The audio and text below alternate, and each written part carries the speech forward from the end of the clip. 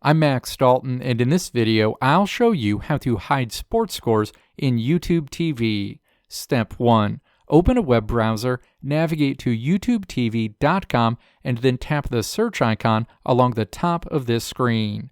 The search screen opens. Step 2. Search for the specific league you want to hide all of the sports scores for.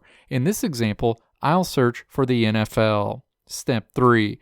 Click that sports league in the list of results. The information screen for that sports league opens. Step 4.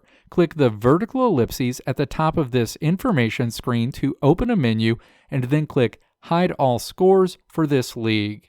You'll see a message letting you know that all scores for this sports league will be hidden in YouTube TV going forward. You can change this setting at any time by navigating back to this screen, clicking the vertical ellipses again, and then clicking Show All Scores for this league. Let me know if this video helped you out in the comments below. If you liked what you saw here, click the video links on the right side of the screen to check out another video.